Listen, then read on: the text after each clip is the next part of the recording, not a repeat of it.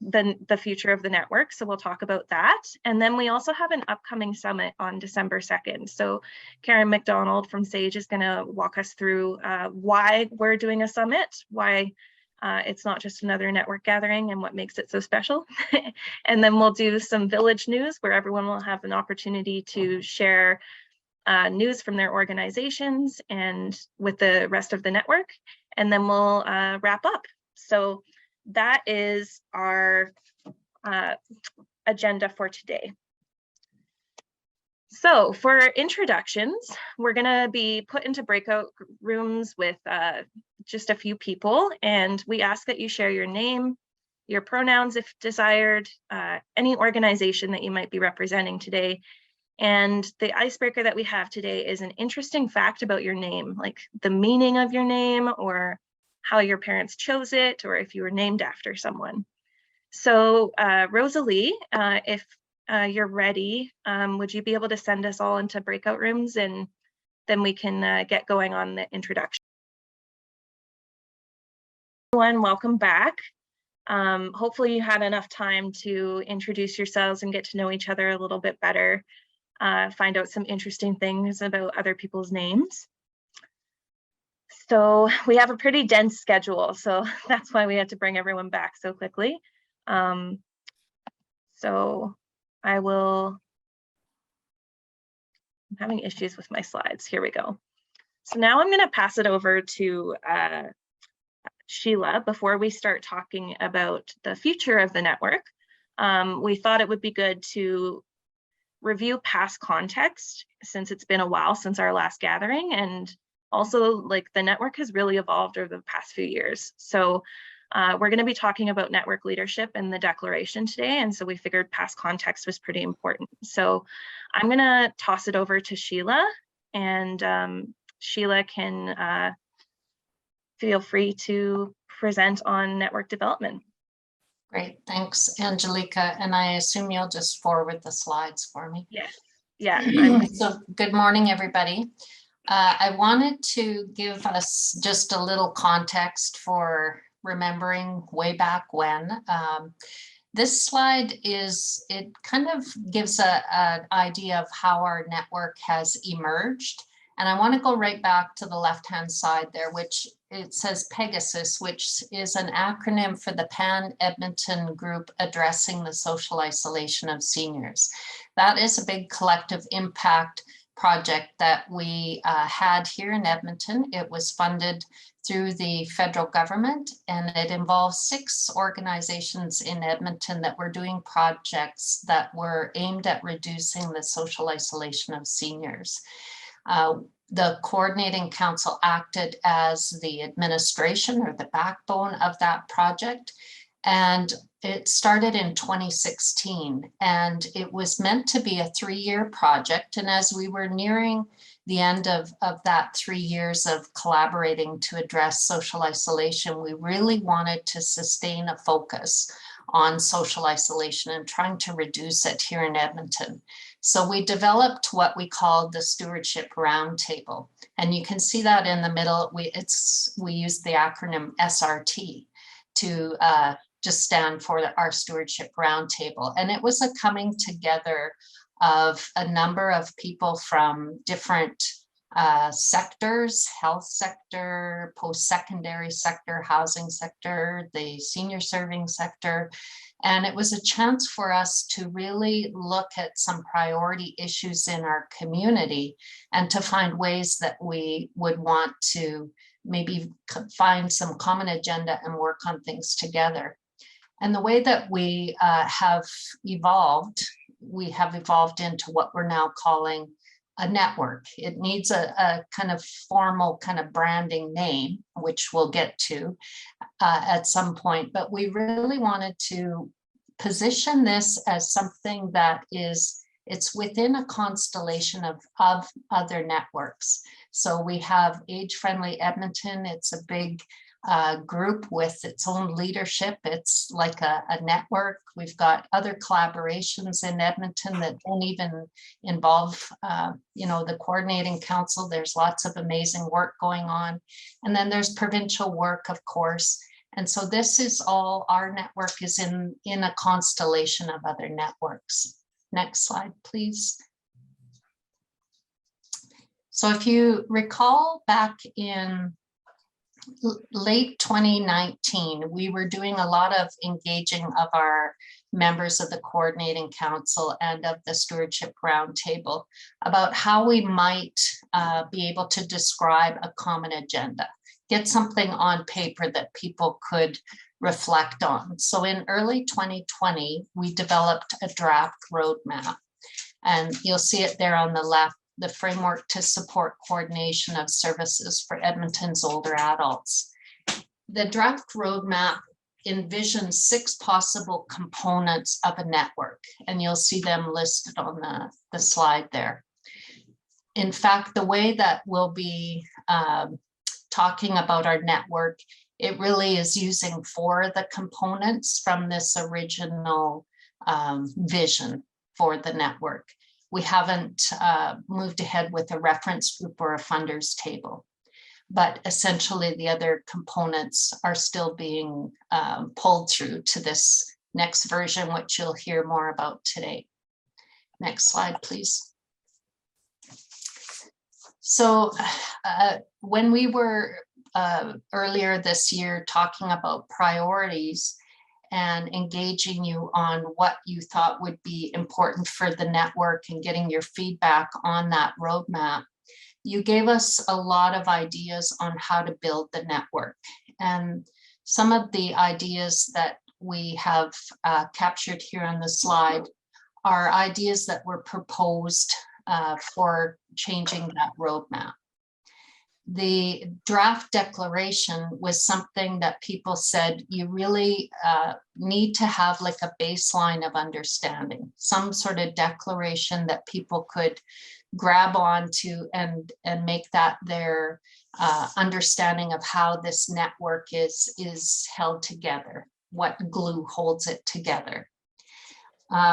You may have seen a copy of the draft declaration in our electronic newsletter over the summer, but if you haven't, have no fear, because there'll be more about it later this morning, and you'll be asked to provide your reflections. We also wanted to be able to show how organizations can be involved. You told us we need to see where we fit. And so there are lots of ways for people to become involved in the network. So coming to these gatherings is one way. Signing the declaration will be another way, participating on action hubs, or participating on the leadership group. So those will all be explained this morning. We wanted to make sure that we use the network as a safe space for discussing and sharing expertise and resources, as so that it helps us really move ahead on some of those priority issues in our community. So for example, at our May network, we did a big exercise around mapping referral pathways. And that's something that ties into an action hub that you'll hear more about later, which is coordinated outreach. You told us to really give space for emergent leaders. That is also something that you'll be hearing about a little bit later in the meeting. We have taken our interim collective leadership group. They've been working hard at trying to envision how leadership can be organized and sustained over time. And you also told us to outline how coordinated outreach will be addressed. And as luck would have it, we have been able to form an action group about coordinated outreach. And so that's all things that you told us in regard to that roadmap. And so they're things that we've really taken to heart and used moving forward in our network. Okay, next slide, please. So based on your feedback, the 4 components for the network are these gatherings, having a leadership group, having action teams or hubs, and then having the backbone supporting the work of the network. The ESCC, the Edmonton Seniors Coordinating Council, where most of the staff here with this background on our virtual backgrounds, we are employees of the Edmonton Seniors Coordinating Council. And so we've been acting as the backbone for the network for this period of time. Next slide, please. So the first component, the network gatherings, these are ongoing engagement opportunities. These gatherings will happen 2 or 3 times a year. And the idea of having an annual gathering, which would be a bigger gathering, we're calling it a summit, would it eventually include funders and policymakers. So it would be a chance to come together and have community talk to or speak to the priorities that have been identified through the network. Next slide. The leadership group is something you see in the middle there that will be talked about, as I mentioned, going forward here on our meeting. Our action teams and hubs, they could be any topic. They are interest-based, so they could be formed out of our network. And in fact, when we had our stewardship roundtable, that is how we ended up with a working group on social prescribing. It started back in 2019, and really the idea of having health and community interact on a more organized way is something that we formed an action hub. Coordinated outreach is another example of an action hub. Okay, next slide. So this is the big picture of the network and how we have described how it functions.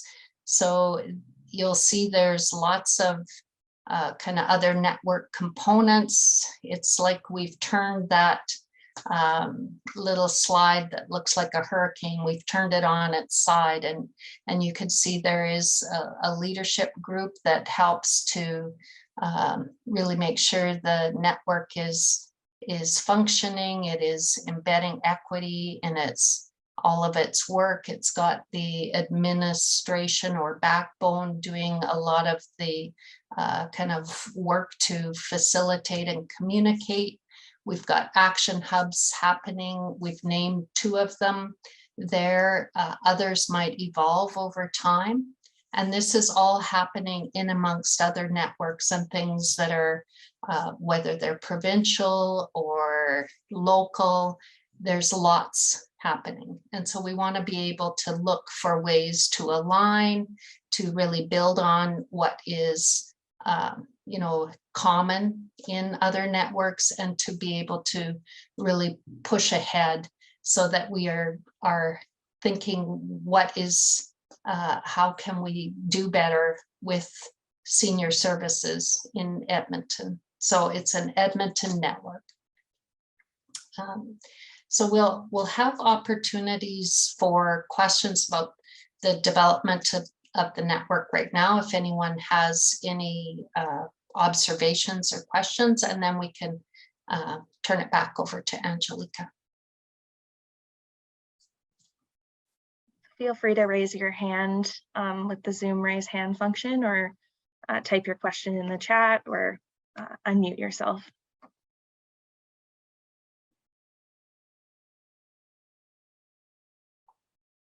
See a few comments in the chat. We have tried to illustrate this the best way that we can. If you have any feedback on this, we'd love to hear it.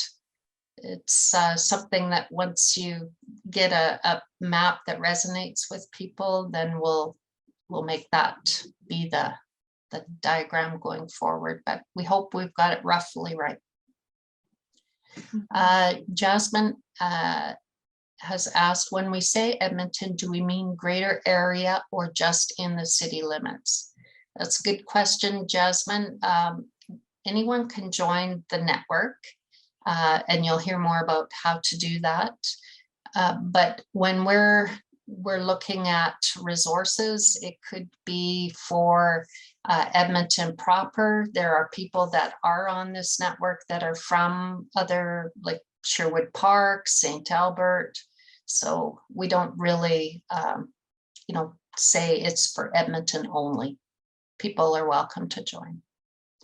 It often happens, issues do not stay within borders. So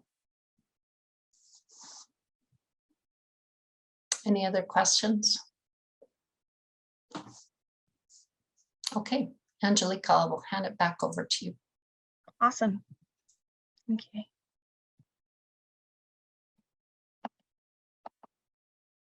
Okay, so next up on our agenda, Sheila kind of gave some context for the network declaration and why we had decided that it was important. But we actually have a member of our leadership group, our interim collective leadership group, Mary Whale, who is going to speak to the declaration and the draft that we've come up with and that we'd like your feedback on today. And yeah, I'll invite Mary to unmute herself, and I'll do the slides. And thanks, Angelica. Hi, yeah. everyone. So I just speak to this first slide here. It's been a really interesting journey. During our leadership group orientation, we had Peter Voss from the university to guide us through some really invigorating discussions to help us find our voice. And he made the comment near the end of our retreat that this was more of a movement than anything else. And just to define that, like a loosely organized effort by a large group of people to achieve a particular, usually social goal, to carry out some change involving individuals and organizations. So as we've moved forward, it's really become apparent to me that truly that is a fitting word for what the network is trying to accomplish. And the movement needs a declaration.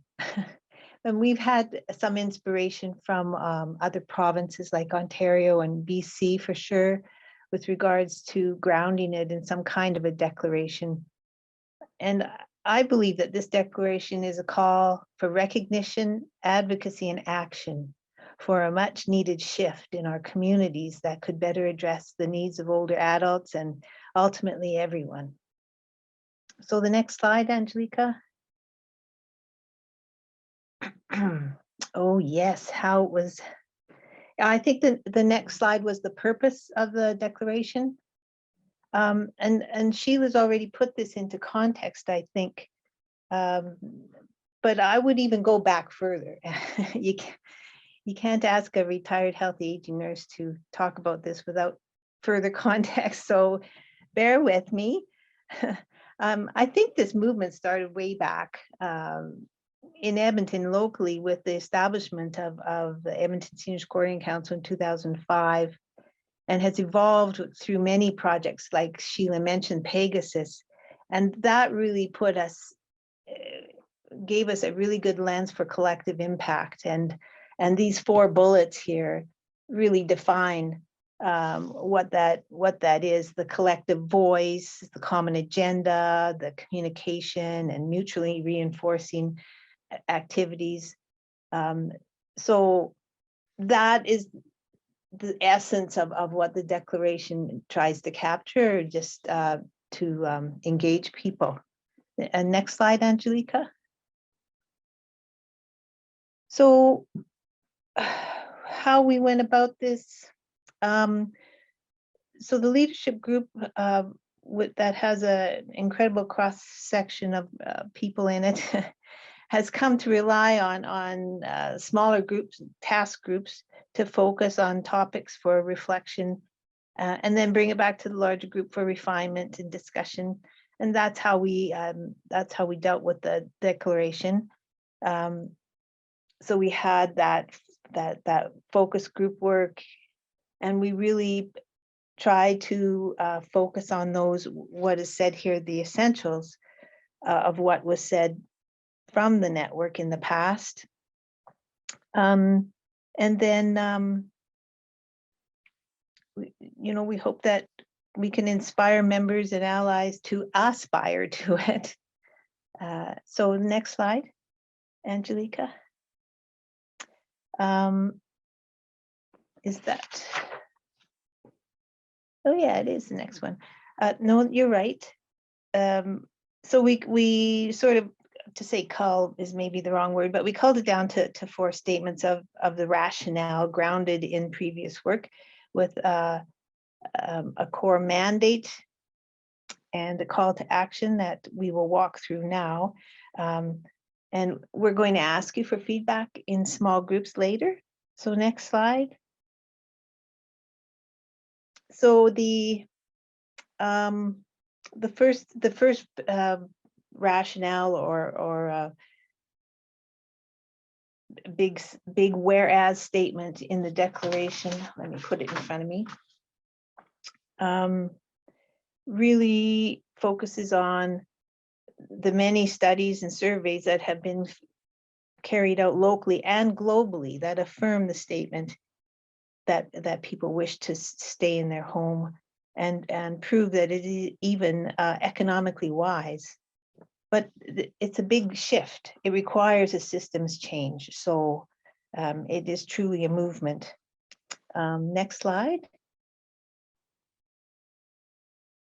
Okay, this is a big statement. And this is where I wanted to sort of go back just a little bit to put it into context, because globally, the awareness of the shifting demographics showed a need for change has been evolving since 2002, really, when the United Nations endorsed the political declaration and Madrid International Plan of Action on Aging. And they outlined 3 priorities that older persons, that they need to focus on older person and development, focus on advancing health and well-being into old age, and ensuring older persons benefit from enabling and supportive environments. And then at the same time, the World Health Organization released their report on active aging, a policy framework, in 2002. And in 2015, their very groundbreaking Aging and Health report demonstrates this ratio here of 80% of health outcomes are determined by non-medical factors, including those listed. And I remember sitting in a meeting when I started at the Primary Care Network way back in 2008, and sort of making this statement. And I mean, we get so focused when we're in a big systems, we kind of work with blinders on sometimes, I think. And to try and get people to realize that when you live in the community, these are the factors that are so important to us aging well. And we know that locally and provincially, a great proportion of the budget goes to those larger systems like healthcare. So this declaration is about encouraging that shift. Next slide, please. Oh yeah, and this is the community-based senior serving groups sector is a great statement. It's totally adept at activating supportive systems in the community to address aging, but currently Edmonton doesn't have, and I take this from the roadmap, currently Edmonton does not have a systemic approach to addressing the social supports or non-medical needs for older adults living in community. Without a systemic approach, we fragment our efforts and we get pushed into competitive mode for precious resources. So another really important point in the declaration. The next slide. So community-based senior serving organizations, that sector is evolving into a very sophisticated matrix of social capital that needs more support to meet the growing demands to age in community. You know, if you go and you look at the current reports that the government is publishing, and they're more and more recognizing the community-based sector as a viable partner, but we're not seeing the investment. So that's what this a big part of what this declaration is about. We need that investment to continue the growth so we can play with the big sectors. Next slide. it's imperative that the current capacity of, yeah, so that's what I was just, we need that support. And largely it's human resources and financial resources. So that's the, that leads to our, you're right, Angelica, thank you. That leads to the big core mandate and call to action. So that's what we're asking people to consider signing this declaration to affirm this sector so that we can work along with those larger systems of health and housing to move care into the community in supporting healthy aging. Again, this declaration is a call for recognition, advocacy, and action for a much needed shift in our communities that could better address the needs of older adults and ultimately everyone. And I know I said that before, but to me, that's an important statement. Is there another slide? Slide, that's it. Oh, yeah.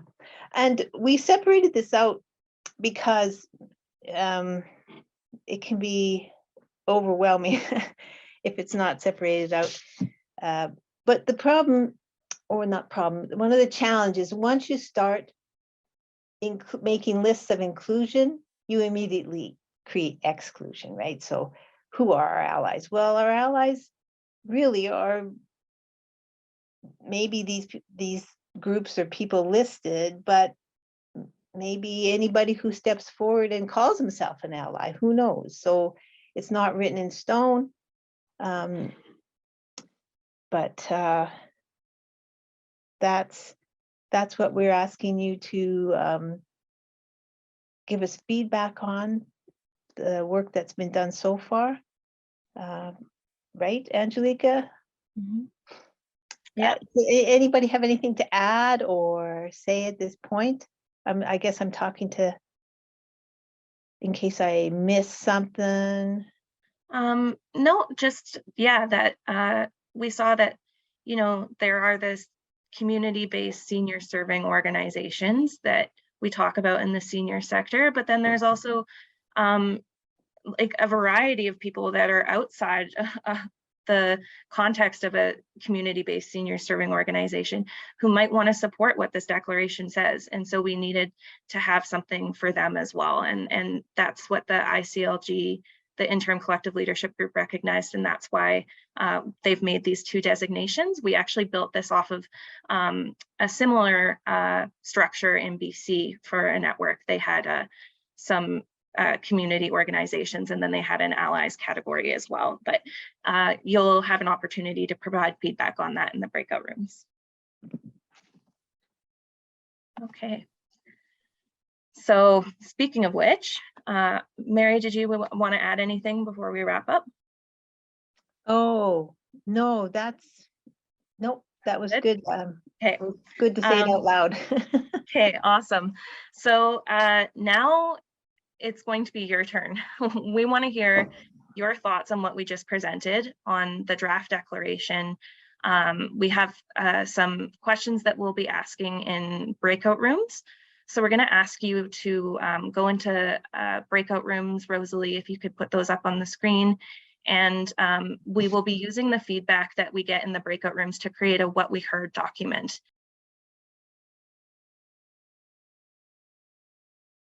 In case people don't remember who is on our interim collective leadership group, I thought it might be useful just to show you from our website, and maybe once I get this link, I can post it in the chat. But Earl is about to speak. So this, can you guys see Earl here on the screen? You can see him. Okay, Yeah. and then Dr. Haidong Liang, Jan Beeston, Jan Carlson, Dr. Jennifer Nenga, Karen Chan, Karen McDonald, Marlene Mulder, Mary Whale, Michael Alpern, and Nigel Kell. So I'm just going to capture this link and post it in the chat box, and you can click on any one of these people and see their biographies in case you're you want to know more. So I'll post that in the chat. Yeah, just so you can put a I guess a face to a name in your small discussion groups. So so now I'll pass it over to Earl, and feel free to take it away and just tell me when you'd like me to click to the next slide. Go ahead. So that's the 11 of us, and we've been. You can go ahead, Angelica. We've been at it now for almost 18 months, and we feel it's time to move on from an interim collective leadership group to a more permanent body, and we're suggesting we call that body the stewardship group. Go on, please. We're suggesting we continue. We were 11. We haven't determined what's the best number, 9, 11, 13. Obviously, we keep it an odd number, but I must say that in the year and a half we've been operating, we've never had to come to a vote. All decisions have been collective, but still keeping it an odd number ensures that if there were a vote, there would be a majority. Some of us will stay on, some of us will step aside, because we also feel some new blood is needed in the group, particularly because the group lacks, there's some communities not represented among us. So that speaks to another issue of diversity, equity, and inclusion.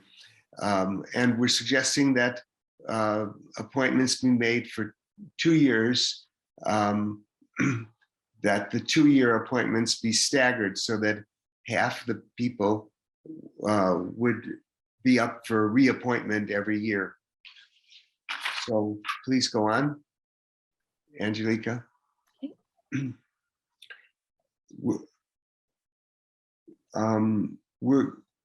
We're going to ask in the small groups, ask you to address this issue of diversity.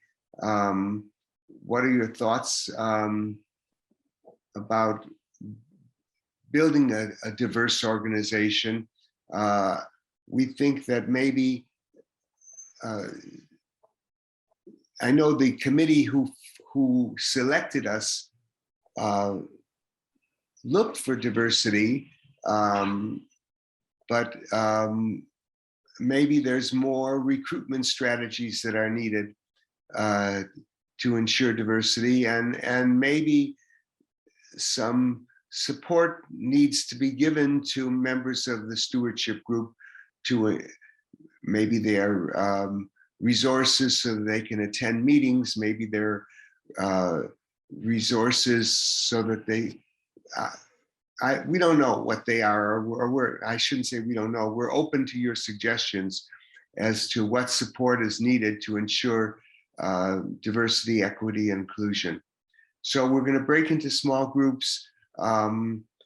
There is somebody in your group who has these questions for you. Well, I'll just read them to you. Sorry. Are there any comments or observations that you would like to make about the proposed network leadership plan? Question number 2, who would you hope to see in the leadership group? What perspectives and backgrounds would you like to see represented in the leadership group? And third, do you have any ideas on ways to reduce barriers to participation in the leadership of the network? So, and somebody in your group has these questions to organize the talks. Yeah. And awesome. Please go on, Angelica. You had one last slide to show. Yeah, so, oh, it looks like that slide's missing from, from the PowerPoint. My apologies. But I will put my email in the chat if you have any questions about recruitment or the recruitment of the new members in the stewardship group.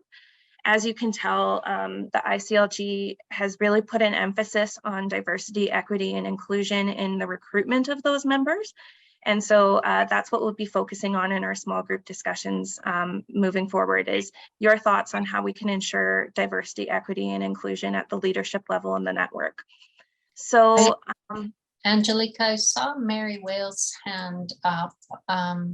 Yeah, I just wanted to add something, if that's okay. absolutely. So thanks, Earl, for that. I just had another comment from being involved in the group. The members, as I said before, they come from quite a range of backgrounds and experience, and I know we had intended for that group to like finish December this year, but it took us longer than imagined to sort of become a group and to sort of gather that common understanding and goal and all that kind of stuff, and just to end it this December seemed foolish almost, to start over again with another whole group. And that's why we came to this realization that wouldn't it be better if we had some kind of a staggered membership. People who couldn't commit further to December wouldn't, and those who wanted to stay on could, and that would ensure continuity, such that, similar to me being on the council and being a part of the group, that kind of continuity. So we just wanted to give that bit of background as to how we came up to this idea of a staggered kind of leadership group. We wouldn't want to lose the wisdom, and so Yeah. some of us will stay on, and some of us will step Correct. aside, making room for more. Yeah, so it was given a lot of thought. Yeah. There won't be any reports from the small groups in this meeting because of time element, but the reports from the small groups will be in the report that will be sent to you. Yes, so we'll be creating that what we heard document that will include the discussion from the previous small groups. And then it will also include the discussion from the groups coming right up. So Rosalie, are the breakout rooms ready?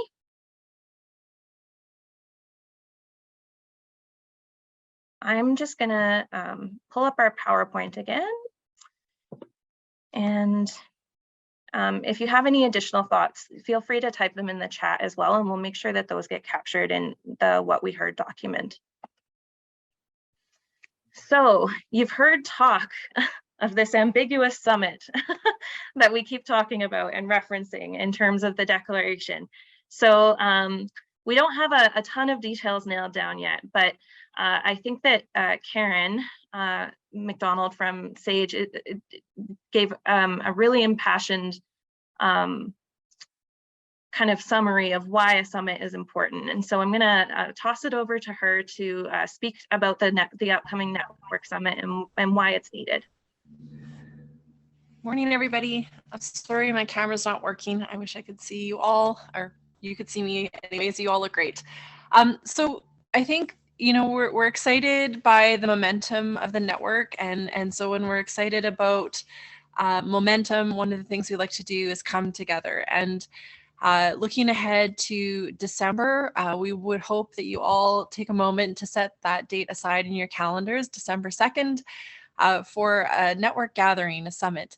And we're looking to do this event as a hybrid, both in person and online. We know that everybody's still working towards levels of comfort in terms of gathering. So we're going to do both so everybody can be there, whether you're comfortable with in person or not. And, you know, the reason that we're excited about this is, you know, we really do want to continue to build on the momentum of our current network. And I think it was Mary that mentioned earlier that we're really seeing this network as a movement, not just as a network. And so when we have a movement, it's really important that we build relationships. And it's hard to do that sometimes when we're in Zoom meetings with really formal agendas. And, you know, I think that what the gathering will do is give us a bit of space to continue to build those trusting relationships and begin to solidify, I guess, our relationship with one another as a network and as a movement towards seeing ourselves as a group that's working towards having this really positive impact on the lives of older adults in our region. So we hope that you'll take the time to attend. Our goal for this particular summit is to work towards finalizing our declaration and using the feedback you've shared today to be able to do that. And so at this event, we would be able to sign that declaration and to really celebrate the collective energy that we have around that declaration. So hopefully in your group discussions today, you're able to really dig into some feedback on that. So we'll be ready to do that in December. The summit will be an opportunity for us to mobilize energy about the declaration and to launch it for organization and network allies to sign. It also gives us an opportunity to come together on advocacy. So that's something that you guys have identified as a key priority at our February network gathering, as being important to the network. So it's a very dynamic and busy time in our province in terms of our political environment. And I think it's really important that we continue to talk about the importance of community-based senior services in the lives of older adults and in the work that community-based senior serving organizations do. And so I think that the summit will be an opportunity for us to continue to talk about how we collectively advocate for the work that occurs within these organizations and the impact that it has on the lives of older adults. So we hope that you will make the time to attend. I know December can be a busy time of year in our organizations and also in our lives. But maybe if we get in our calendars now, I'll be able to prioritize that time together. So I hope to see you there. And I hope you share my excitement to come together after a very long time apart. And we'll look forward to that. Did I miss anything? Does any of the network leadership group have anything to add? Shared excitement, enthusiasm? Mhm. Yeah. Excitement, enthusiasm. It actually feels like we got momentum. I'm really excited. Yeah, me too, Mary. Definitely. If my camera was on, you would see the happy clapping. Great. Awesome. Well, thank you so much, Karen, for speaking to that. So as you might be able to tell, we're still working on finalizing some of the details, but please do save the date. It will be Friday, December 2nd, and it'll be an all-day event. The location will be to be announced, and as Karen said, it'll be hybrid. So you will have the option to attend online if you're feeling more comfortable with that. As details are finalized, more info will definitely come out in ESCC's monthly newsletter, our link letter, and it'll also be sent out by email to anyone who attended the network gathering today. So don't worry about missing the information. It will be sent out to you, and so that way you can attend. Okay, so now we're going to move on to a fixture of our network gatherings. We do this at every network gathering, and that's our village news portion. So this is a time for anyone in the network to share anything that is happening at their organization or that they think that network members might want to know about. So first up, we're going to share some news from ESCC. So I will toss it over to Sheila. You may have heard talk of an advocacy campaign that ESCC is doing with Berlin Communications. And so I'll toss it over to Sheila to talk a little bit about that. Thanks, Angelica. So as Karen mentioned, we heard loud and clear that advocacy was going to be so important for the network. And just through the work that we're doing on coordinating outreach in Action Hub, we were recognizing that there is a lot of challenges in the sector right now, especially when it comes to the funding landscape, and that it is a good time, considering there is an election coming up in the spring, to really be gathering some of those common messages that would help us demonstrate the value of community-based senior serving organizations and the role that they play in helping older adults to be able to live in community, which is where they want to be. So that is, in essence, what the network was one of our purposes for the network. As we were thinking about the challenges in the funding landscape, our board has agreed to put some resources behind an advocacy campaign. So we have had a contract now with Berlin public relations firm. They have done some work for us previously. If you were in the sector back just before the pandemic, you may remember that we did a full page insert and cover on the Edmonton Journal. It appeared, I think, February 20th, 2019 or 2020, I'm sorry, just like about a couple weeks before the pandemic. And it was advocating for changes in how we look at aging in our community. That was all the work of Berlin. They were contracted to help us be able to talk about some of the social isolation work that we had done with Pegasus. So we have re-engaged them to be able to help us with a campaign. And while this is being done by ESCC, we really think this is advocacy action that aligns with the network priorities and the declaration. So we're going to be really looking to them for their expertise on getting those key messages that we can be using with people from various levels of government for how funding, we need more investment in our community-based senior serving sector to really provide that care continuum that is so essential for people to be able to stay living in their homes as long as they want. So we were just starting the work on this, and if you want more information, I encourage you to let me know that you're interested in this, and then as we have opportunities for engaging people, getting feedback on things, we'll make sure and loop you in. And you can expect to hear more about this at the summit as well. So there'll be something on the summit agenda regarding advocacy. Any questions?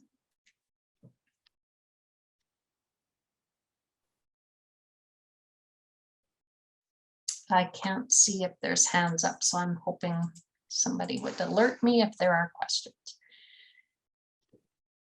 Okay, so back over to you, Angelique. Yeah, I just had a question. I just saw a question that we missed about the summit that said, are funders invited? Oh, yeah. Yeah. We have a small little task group from our interim collective leadership group that is helping to kind of set out the whole event, how we're going to lay out the day. I would expect we would want to have funders there to hear about the network, and you know, hopefully we'll have some advocacy messages ready that we are able to kind of share on that December 2nd event. So there'll be more to come on that. Awesome. Okay, so now we'll do a little bit of an update on social prescribing. Sheila will give an update. I know there's been some movement in that area. Yeah, so if you remember my presentation earlier, when we had our stewardship roundtable, one of the priorities that came up with that group was having there be a more formal mechanism that would allow community-based organizations to work with the health sector. And that took the form of social prescribing. So there was a working group formed back in 2019, and they have really done lots of research about what is social prescribing, how does it work in other countries, in other provinces, in Canada. And there has we were able to craft a business case for social prescribing in 2021. The working group took the lead on that.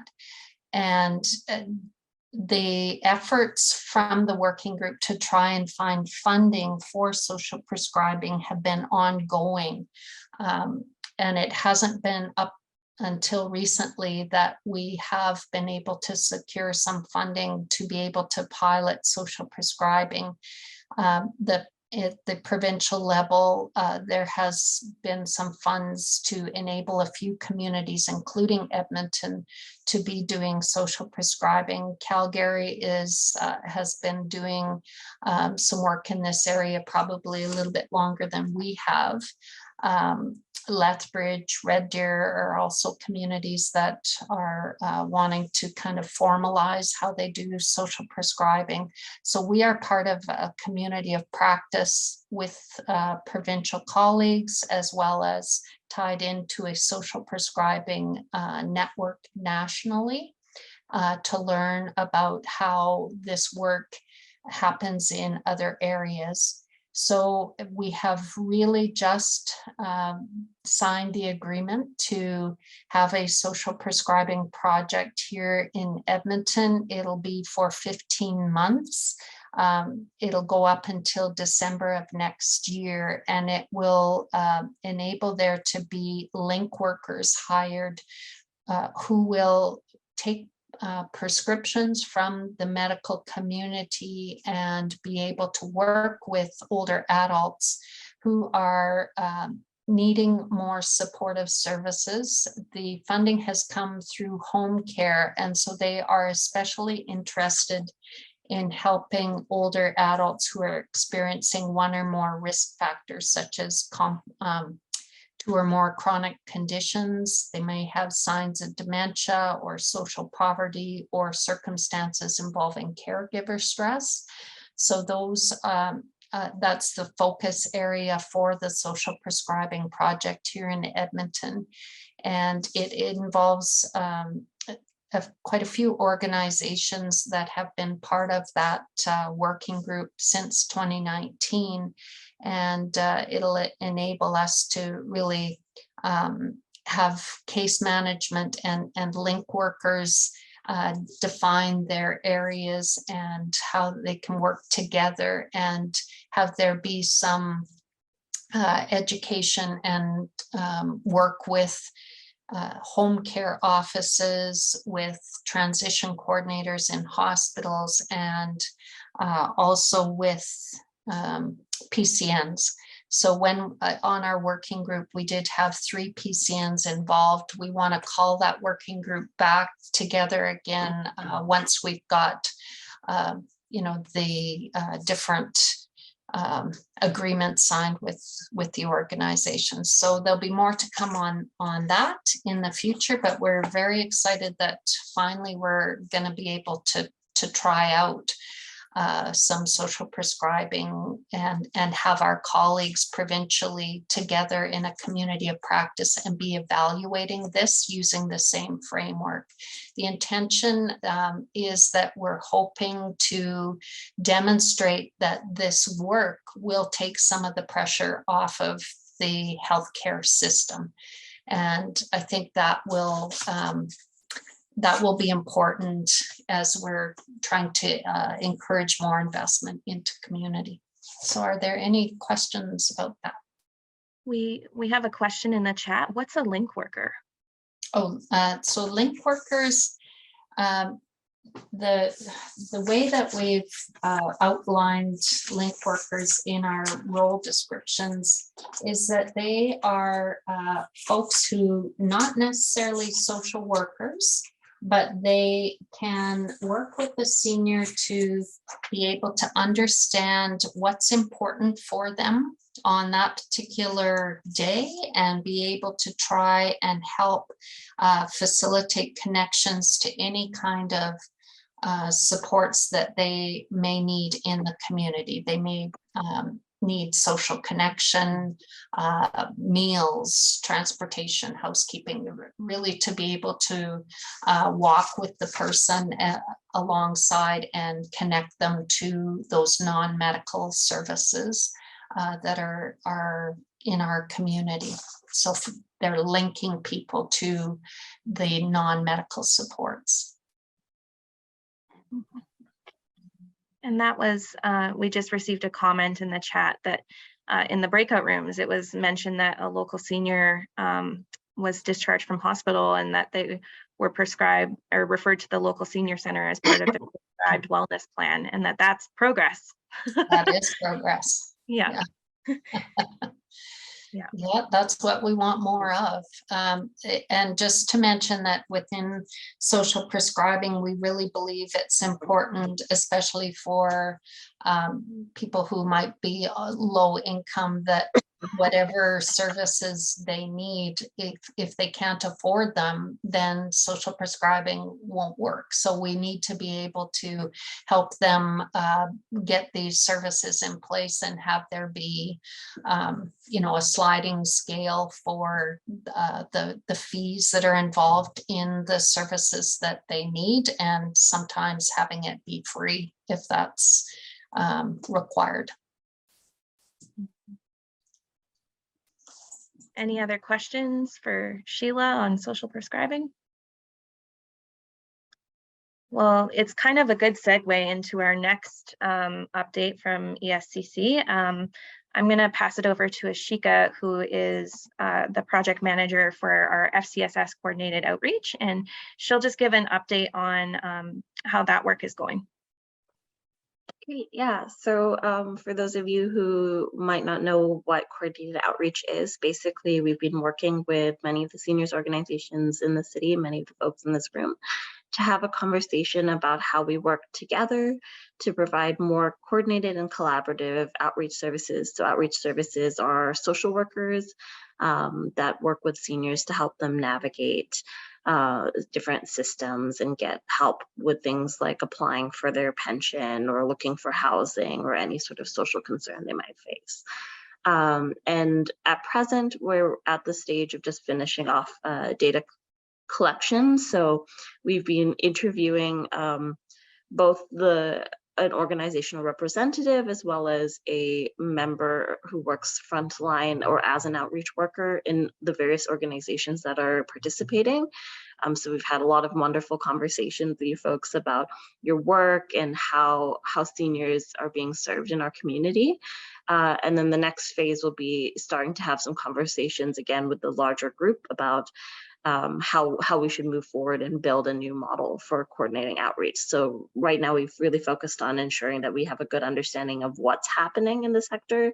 That analysis is just getting rolled up, so we'll have some information for folks who are participating about what we currently understand is happening in terms of outreach services across Edmonton. And then in the months ahead, we'll be working towards building a new model that we should have completed by March next year. Awesome, thanks, Ashika. Does anyone have any questions for Ashika? Feel free to type them in the chat or unmute yourself. I have a comment, Ashika / question. I think it's a challenge with regards to the FCSS portion of your mandate, I guess, or your project. So FCSS works towards proactive and preventative kinds of action and draws the line at intervention area, kind of like acute care kinds of stuff. And I think that has created some challenges in the community. And I wonder how, if you could comment on that, because prior to that, I think there was a gray area about, where does FCSS supports start and stop, and where does the bigger system come in? And I wondered if primary care had a comment about that too, because it kind of puts the pressure on primary care to be more proactive in their approach to community. Can you comment on that at all? Yeah, so one of the awesome things we've been able to understand from the social workers that are involved in the project is that there's no clean line where community-based services transfer over to health.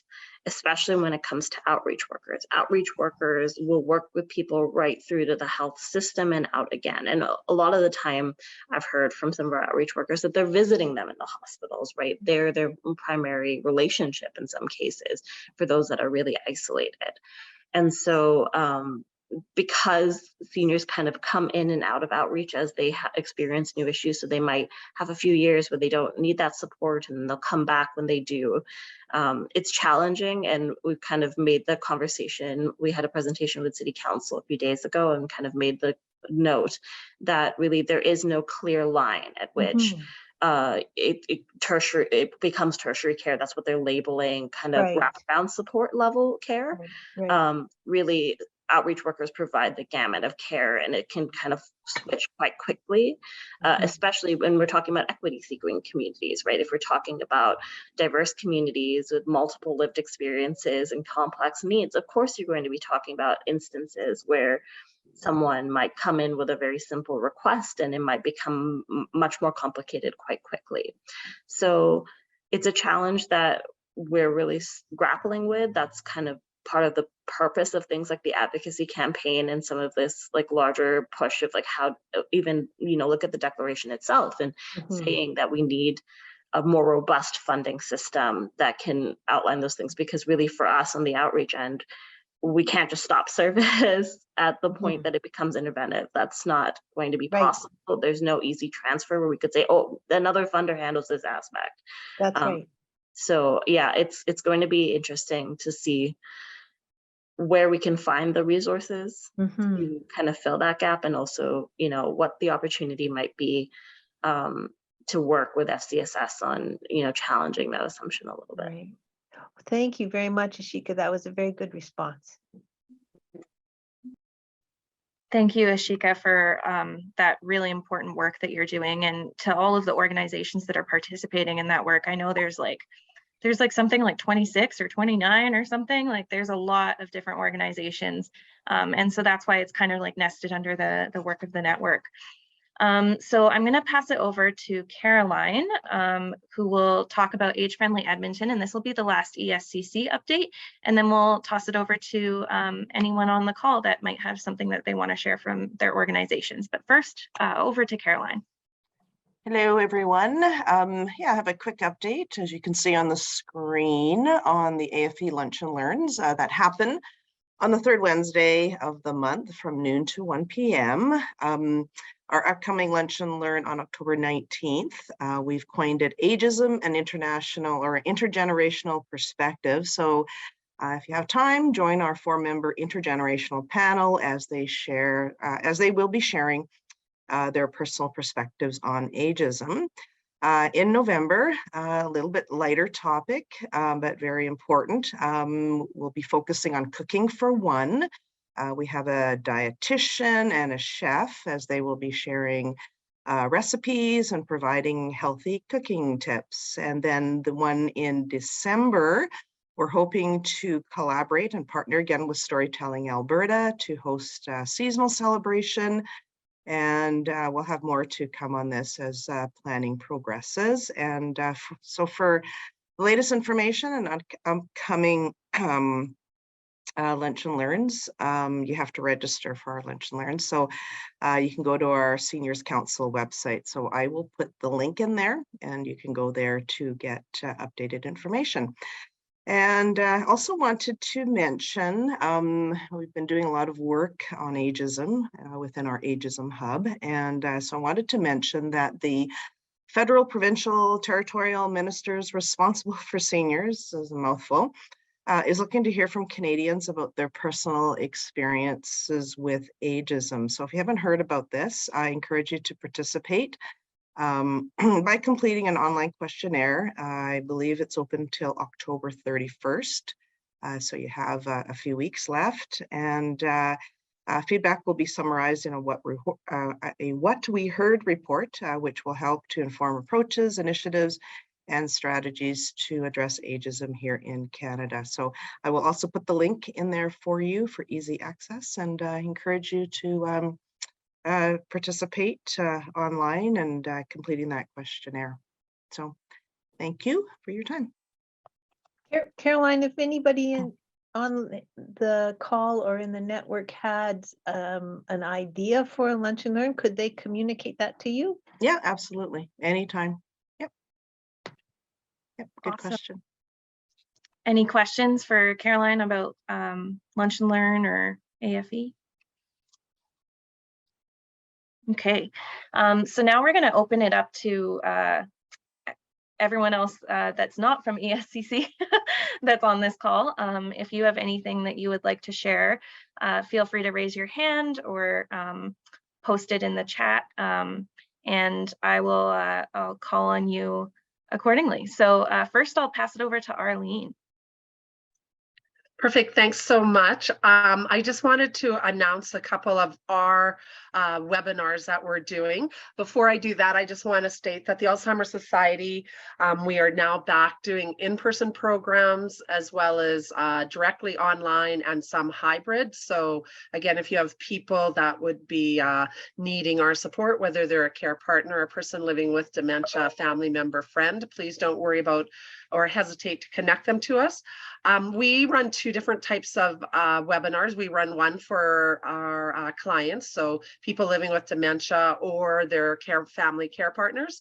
And then we do run ones for healthcare professionals and community professionals, which many people on this call would fit. So the one that's happening on Wednesday, October 26th is for clients, but again, community partners are welcome.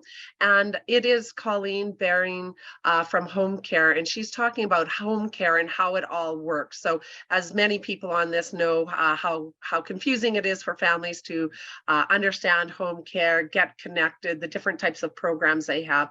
So Colleen will be going through all of that. So we think that'll be a really great presentation. And then the one for community partners will be Thursday, November 3rd at 1 p.m. And sorry, the other one was in the evening at 7, if I didn't mention that. On Thursday, November 3rd, we are doing a presentation by Dr. Josephine Agudu, and she is presenting on creating safer spaces for gender diversity in long-term care. So those were just the presentations. If you're interested, let me know, and I will try to get you a link the best I can. Thanks so much. Awesome. Thank you, Arlene. Yeah, I think everyone's happy to have the Alzheimer's Society going back to doing the really important work that they're doing in person, and those events sound awesome. So I'll pass it over to Lori Winder from Ashbourne. Hey. So if you don't know, Ashbourne is a small standalone assisted and independent living building. I just wanted to mention that we have 3 respite suites within our building. So that can be used in a number of ways. One is if a caregiver needs a break, we can accommodate their loved one here we have 24-hour home care. We have LPNs and HCAs in the building 24 hours a day and full meal service. In a recreation program. So that's one way it can be used. The other way that we've been using our respite suites is for family members who have people having a hospital stay. And so they can use the respite suite as we're generally cheaper than a hotel in this area. And it also allows us to prepare meals. So if they're very busy with a loved one who is receiving treatment or is maybe at the Cross Cancer Clinic, they can also use that. So we've been filling up those suites, but just to let you know, we have 2 studio suites and one bedroom suites. They each have their own kitchen, bathroom, and so forth. And so, yeah, if you find that caregivers are looking for respite suites, we have them. There we go. That's awesome. That's such an important part, and I think it's something that's sometimes forgotten. And I think not many people know about it. So just so you can put it out there to your folks if they're in need, just give us a call at our main number, and I'll put that in the chat. Awesome. Okay, thank you. So Lori, just to clarify, Lori, those rooms are available to anyone. They don't have to have someone living in the Ashbourne? Correct. Wow, that's a great opportunity. Thank you. Well, we actually have hosted on a couple of occasions family members from, say, Saskatchewan, whose loved one is in the hospital getting a lung transplant or something. And so Yeah. they need a place to land where they don't have to worry about housekeeping and or the high cost of hotel rooms. And if anybody knows Ashbourne, you can walk across the street, and Right. we're literally across the street from the emergency of the U of A hospital, and a few blocks from the Cross Cancer Clinic and the K Clinic. So we have hosted family members. But we also do respite for caregivers. Maybe they want to come here and stay. The caregiver stays, but anyway, so they're open. I mean, there is a bit of an application, but nothing onerous where people just fill out basically a short-term lease. That's brilliant. Thank you. Yeah. And once again, that's from Ashbourne. I used to work there, and it's a lovely building, and the residents are great. So I'll pass it over to Eric. Eric Story. Hey, just wanted to, a couple of things. The Edmonton Pride Seniors Group was created to provide safe and inclusive housing, or encourage safe and inclusive housing for queer seniors. And we've been working on this for quite a while, doing some education in facilities. If anybody would like an education on issues faced by older sexually diverse and gender orientation people, please let me know. I'd be more than happy to arrange for that. But the other thing is that part of that group is also Aging with Pride, which is a weekly session to try to engage people from our community. We know that sexual orientation, sexual identity are one of the greatest vectors for social isolation among our seniors. People may attend a seniors center or a seniors event, but say, I will only allow you to see this small portion of me, because if you saw the whole portion of me, you might reject me. And while that limited type of social isolation, social engagement might be good, it's really good if the whole person can engage. So Aging with Pride on Thursdays from noon to 11. You do need to get a Zoom link for that. I will put into the chat the email address to send. And once you get on our mailing list, then every Monday we'll mail out a link for this coming Thursdays. For example, this coming Thursday is a speaker talking on cyber seniors, talking about issues that seniors should know about dealing with the internet. Next week is someone from Olivia Travel, who deals with gay and lesbian trans travel, as travel to safe locations, safe countries.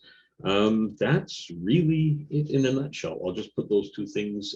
Oh yes, Edmonton Pride Seniors Group, there's also there an opportunity to sign up for their newsletter. That's it. Thanks very much. Awesome. Thank you, Eric. Eric's been such a great advocate for that community. So thank you so much for that support. And I'm sure people will be interested to hear that information in the chat. Next, I'll go to Cindy Gordon.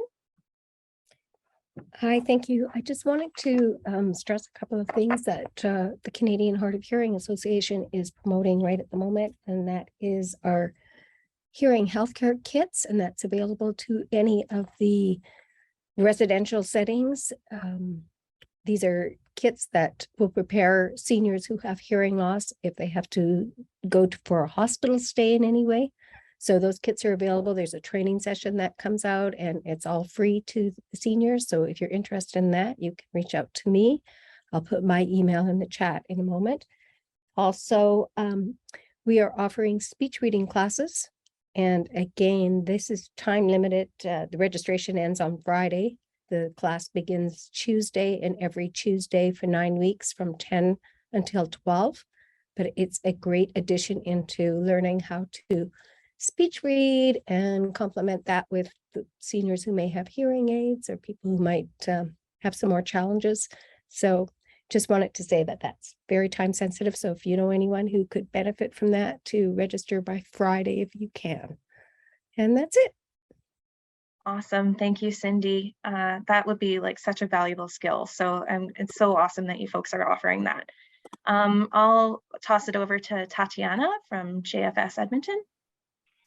Thank you. And I'll be sharing in the chat a link to a free of charge workshop and art therapy session that Jewish Family Services created together with the Jewish Federation and Edmonton Public Library.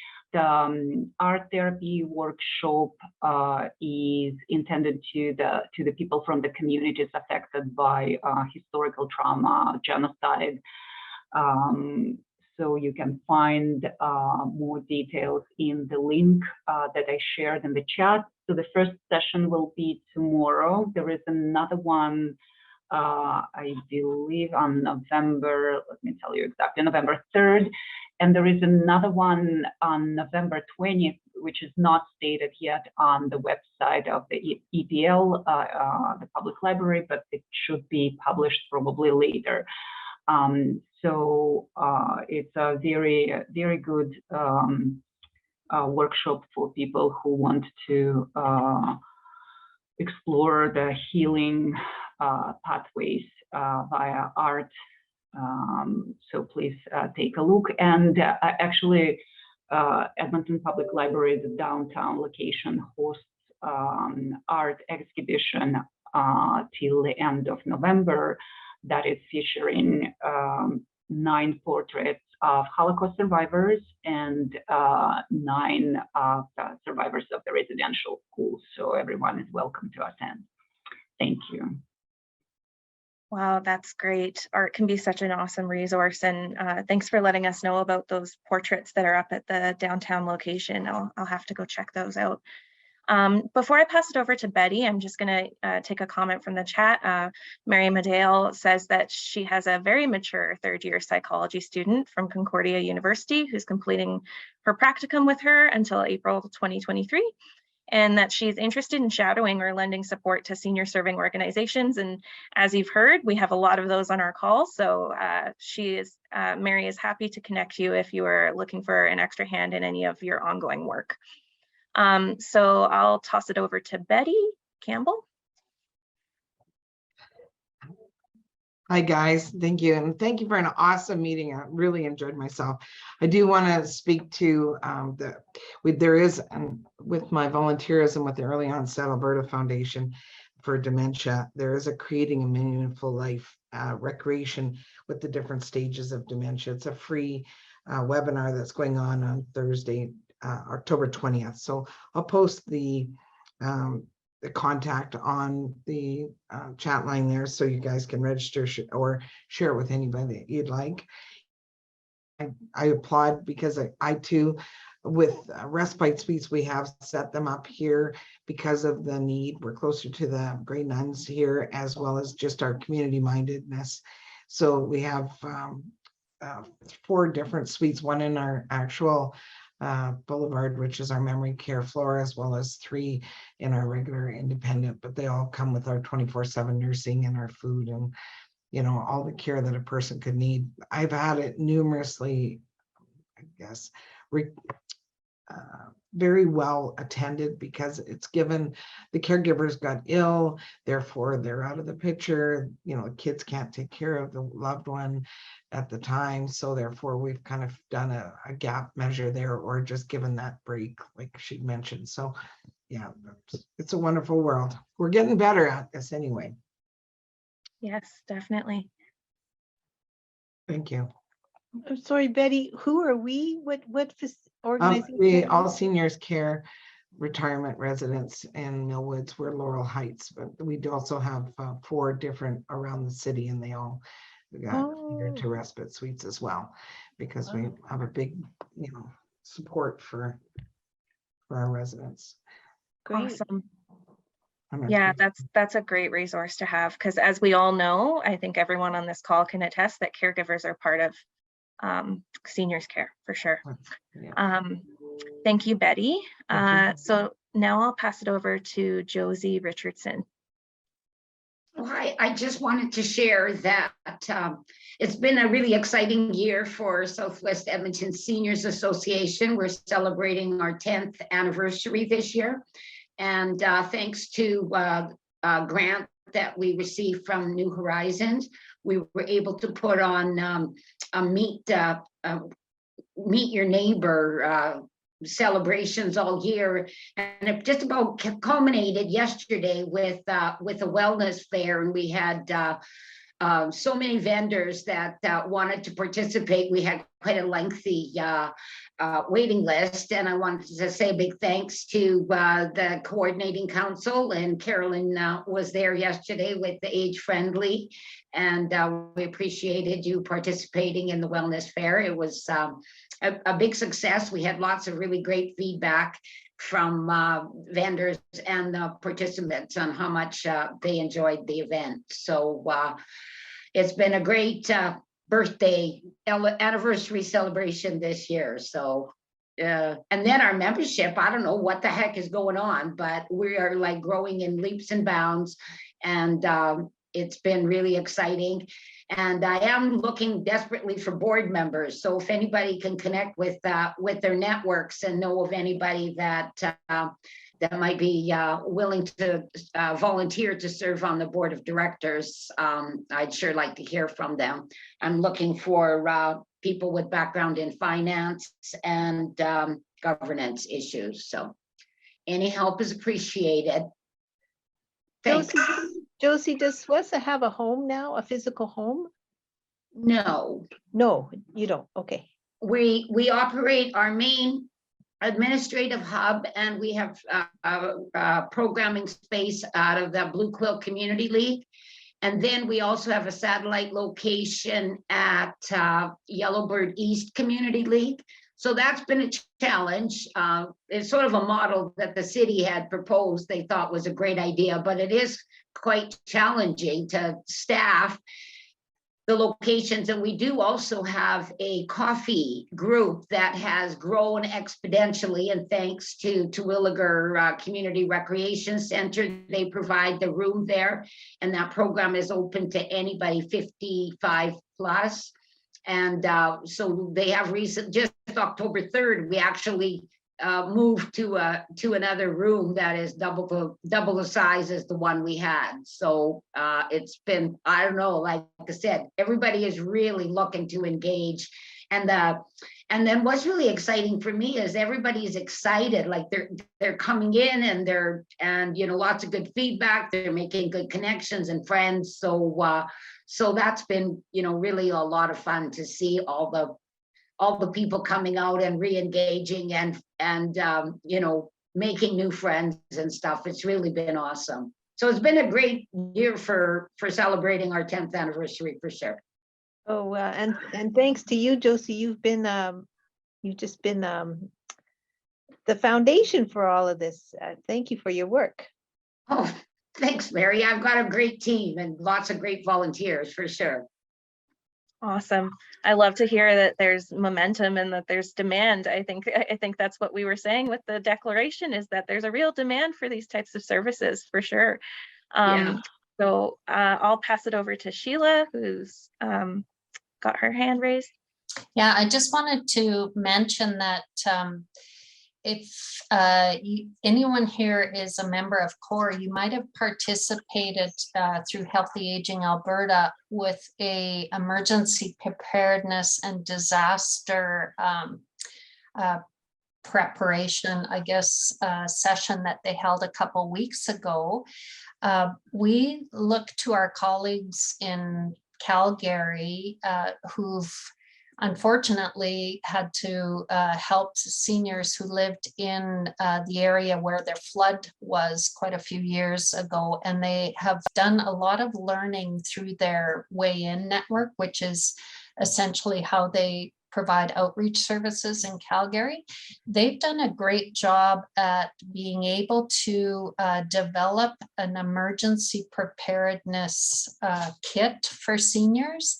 And they've got some funding from the federal government, I believe, to be able to come and to communities and train the trainer. So I wanted to raise this today to see if We had interest from any organizations involved here that might be interested in having someone, either staff or a key volunteer, undertake this training so that you could work with seniors, do sessions to help them prepare in the event of emergencies. So what it ends up looking like, if you've ever seen green sleeves, which, our health colleagues on the call will tell you, is a very important way of organizing key health information and keeping it in a green sleeve on your fridge, so that if ever you have a medical emergency, the healthcare workers can make sure that comes with you and they've got some vital information. This would be similar to that in that it helps you really have anything ready to go in the event of an emergency. And so it kind of coordinates what you need. The other piece, they're willing to come to Edmonton and do this. So we'd like to know, who's interested in doing this so that we can find a date to bring them here. And so they would do an emergency preparedness class with anyone interested. Then they would train you how to do it. And then we would also work with them to be thinking about how we can build that senior lens into any kind of disaster preparedness plans that might be in existence in Edmonton. So we're really looking to, tap into their expertise in that area. So if anyone's interested, please let me know.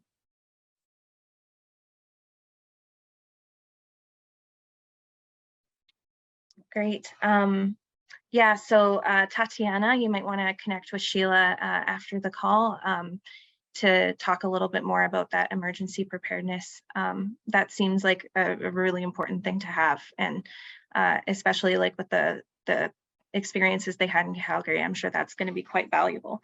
So I am just going to wrap it up here. Unless I missed anyone, feel free to just post in the chat, but I do just want to be cognizant of time, and I just want to say thank you so much for taking the time out of your days to attend this meeting. I know it's like first thing in the morning and you all are very busy with the important work that you're doing at your organizations, and so we really really appreciate all of your participation and your feedback.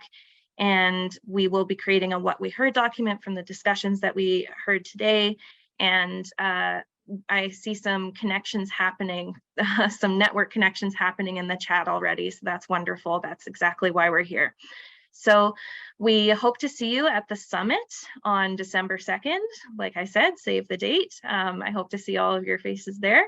And we'll be sharing more information on that soon. So thank you everyone for attending. And if you have any questions or anything like that, feel free to hang back, and some ESCC staff will be on the chat. But otherwise, you're free. You've got an extra half hour in your morning to go do what you need to do. So thank you.